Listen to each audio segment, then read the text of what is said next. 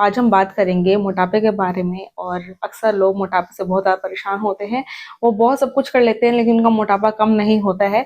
लेकिन आज मैं आपको बताने वाली है ऐसी 10 कॉमन चीज़ों के बारे में जो कि आप अपनी डेली लाइफ में अडॉप्ट कर सकते हैं बहुत ईजिली, और उससे आपका जो वेट है बहुत सडनली आपका डिक्रीज हो जाएगा। तो ये कुछ कॉमन हैबिट्स हैं जिसके बारे में आज हम बात करेंगे। सबसे पहले आपको घर का फ्रेश बना हुआ खाना खाना है, होममेड कुक फूड खाना है। कोई भी बाहर की चीज़ें नहीं खानी है। अगर चाहे वो आपका नॉर्मल दाल रोटी सब्जी ही क्यों ना हो, वो भी आपको बाहर से नहीं खाना है क्योंकि आपको नहीं पता उसमें क्या डल रहा है। घर का फ्रेश होममेड फूड खाइए, बैलेंस प्रोपोर्शन में खाइए, जिसमें आपका जो प्रोटीन है वो ज़्यादा होना चाहिए, कार्बोहाइड्रेट्स की जो मात्रा है वो कम होना चाहिए। लेट्स से अगर आपका 60 kg ऑफ वेट है तो आपकी बॉडी को 60 ग्राम ऑफ प्रोटीन ज़रूर मिलना चाहिए। यानी कि आप उससे थोड़ा सा ज़्यादा ही लेके चलेंगे ताकि आपकी बॉडी को 60 ग्राम ऑफ प्रोटीन मिल सके। अगर आपको 60 ग्राम ऑफ प्रोटीन देना है यानी कि आप 100 ग्राम ऑफ प्रोटीन अपने डेली डाइट में आप रखेंगे, ठीक है, क्योंकि एक्सक्रीटा के थ्रू या यूरिन के थ्रू आपका थोड़ा सा बहुत प्रोटीन आपका निकल जाता है। देन बात करते हैं कि आपको बाहर का कोई भी जंक फूड नहीं खाना, चाहे वो चिप्स हो, ब्रेड हो या फिर कोई भी और चीज़ें हों, ठीक है। पिज़्ज़ा बर्गर वगैरह ये सब चीज़ें नहीं खानी, कंप्लीटली अवॉइड करनी है। उसके बाद बात करते हैं कि आपको कोई भी रिफाइंड चीज़ें नहीं खानी है, चाहे वो रिफाइंड ऑयल हो, चाहे वो रिफाइंड फ्लावर हो या कोई भी अन्य तरह की कोई भी रिफाइंड चीज़ें हों, वो चीज़ें नहीं खानी है क्योंकि refined oil is are not our natural source of fat, ठीक है। तो ये सब चीज़ें नहीं खानी है, कोई भी रिफाइंड चीज़ें आपको ख़त्म कर देनी है। अपनी डाइट में आपको जो डेली कुकिंग ऑयल जो यूज़ करना है वो यूज़ करना है जो कि नेचुरल सोर्स होता है। यानी कि हम जैसे कोल्हू से हम अपना तेल निकलवाते, चाहे वो सरसों का हो, चाहे ग्राउंडनट हो, चाहे सिसमें हो, वो चीज़ें वैसा आपको तेल यूज़ करना है। ये हो सकता है कि अलग-अलग जगह पे वो अलग-अलग टाइप के तेल यूज़ करते हैं। जैसे कि अगर मैं गुजरात साइड बोलूँ तो वहाँ पे ग्राउंडनट ऑयल जो होता है वो यूज़ होता है उनका ट्रेडिशनली।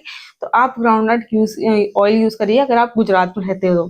दिल्ली में जैसे कि हम नॉर्मली मस्टर्ड ऑयल यूज़ करते हैं एंड वो भी ब्लैक वाला हम यूज़ करते हैं, तो आप ब्लैक वाला यूज़ कर सकते हैं। जो भी आपको टेस्ट में बेटर लगता है, ये येलो सीड ऑयल भी आता है मस्टर्ड सीड्स का, तो आप वो यूज़ कर सकते हैं। दिल्ली में यूपी साइड या हरियाणा साइड जो है हम black mustard seed oil use करते हैं, तो आप वो यूज़ कर सकते हैं। आप अपनी जगह के हिसाब से आपको अपना जो कुकिंग ऑयल है वो यूज़ करना है।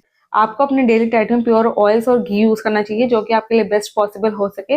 प्योर ऑयल्स का या घी का कोई भी साइड इफेक्ट नहीं होता है, जैसे कि हम नॉर्मली सुनते हैं कि घी वगैरह फैट बढ़ाते हैं, हार्ट की प्रॉब्लम्स कर देते हैं, बट ऐसा नहीं है। जो प्योर नेचुरली सोर्स जो घी और ऑयल्स होते हैं वो कभी भी आपको सच कोई प्रॉब्लम नहीं होने देते। लीवर की चाहे हार्ट की ऐसी कोई प्रॉब्लम नहीं आती है। ये जो प्रॉब्लम आती है ये रिफाइंड ऑयल यूज़ करने के से आती है, और या फिर रिफाइंड फ्लावर वगैरह इन सब चीज़ों से आती है। जो प्योर नेचुरली सोर्स जो चीज़ें होती हैं, ठीक है, उनसे कभी भी ऐसी प्रॉब्लम नहीं आती है। तो and it is all about the marketing gimmick, जहाँ पे आपको variety of refined flowers, variety of multigrains और ये सब चीज़ें दे दी जाती हैं। ये रिफाइंड ऑयल दे दी जाता है कि ये हार्ट के लिए अच्छा है, बट एक्चुअली हार्ट के लिए ये अच्छा नहीं होता है।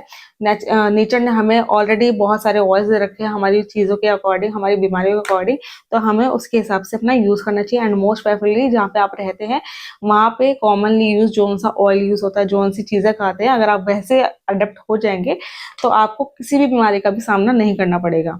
और आपको अपनी डाइट से जो भी आप अननेसेसरी मंचिंग करते हैं वो सब चीज़ें नहीं करनी है कि आप अननेसेसरी टाइम पे खा पी रहे हैं, भूख नहीं है तब भी आप खा पी रहे हैं या मंच कर रहे हैं कुछ ना कुछ, ये सब मंचिंग हमें हटा देना है। साथ में अगर आप बहुत ज़्यादा मीठा या नमकीन खाने का शौक रखते हैं तो ये चीज़ें नहीं खानी, अवॉइड करना है, इसको कम्प्लीटली अपने आप को कंट्रोल करके रखना है। और कोशिश करिए कि आप अपने डाइट से एक्सेस स्वीट और सॉल्ट हटा दें, ठीक है, चाहे वो चिप्स के ज़रिए हो, चाहे किसी और चीज़ के ज़रिए हो, या नमक ऊपर से डालने का आपको अगर शौक है तो ये सब चीज़ें नहीं करनी है।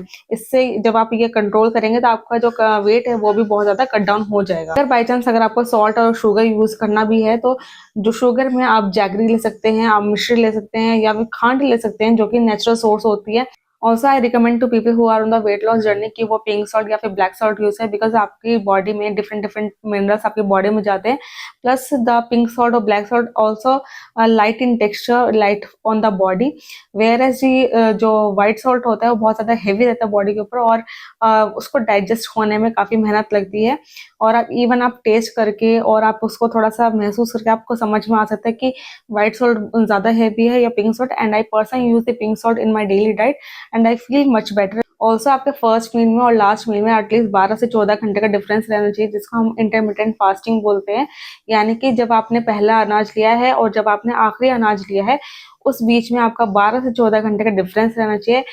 इन बिटवीन अगर आप चाय पानी पी सकते हैं, उसका कोई इशू नहीं है, लेकिन start your day with the healthy things, जैसे कि चिया सीड वाटर या गुलकंद वाटर, इन सब चीज़ों से आप यूज़ कर सकते हैं।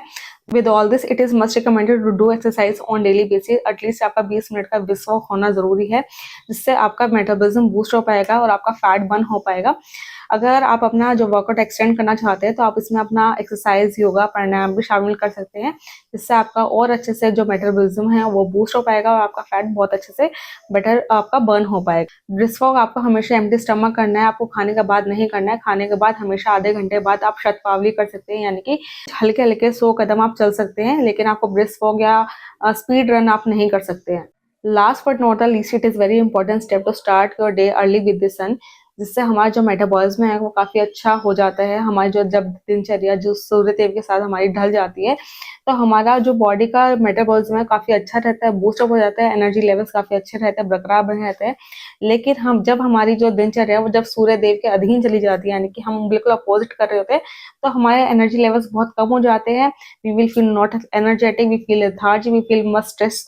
ठीक है, तो जब हम अपना जो दिनचर्या है वो जब सूर्य देव यानी कि प्रकृति के हिसाब से हम डाल लेते हैं, तो हमारी बॉडी में एक अलग ही और डिफरेंट चेंज देखने को मिलता है और हमें ज़्यादा मेहनत भी नहीं करनी पड़ती अपने वेट कम करने के लिए, तो ये चीज़ ऑटोमेटिकली होती चली जाती है। ठीक है, आई होप आपको इन चीज़ों से काफ़ी अंडरस्टैंडिंग मिली होगी और आपको ये वीडियो अच्छा लगा होगा। अगर आपको वीडियो अच्छी लगी है then please do like, share, comment and subscribe to my channel. और ऐसी वीडियोज़ के लिए आप मेरे चैनल को सब्सक्राइब कर सकते हैं और फॉलो कर सकते हैं।